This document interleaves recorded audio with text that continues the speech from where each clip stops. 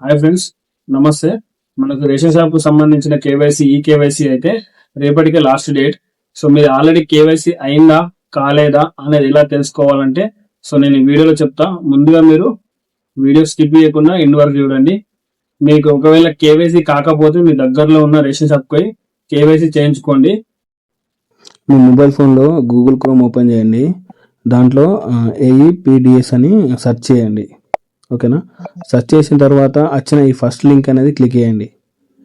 Click చేసిన తర్వాత మనకు దీంట్లో బెనిఫిషరీ డీటెయిల్స్ అని ఉంది చూడండి.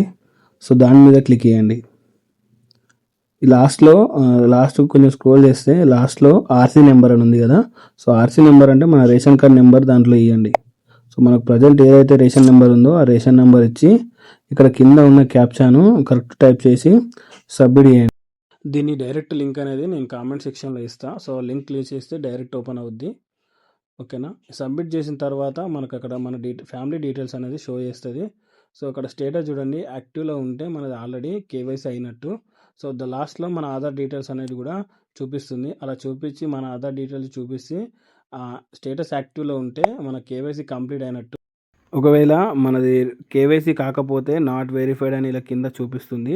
సో అలా నాట్ వెరిఫైడ్ అని చూపించినప్పుడు మీ దగ్గరలో ఉన్న రేషన్ షాప్కి వెళ్ళి కేవైసీ చేయించుకోగలరు.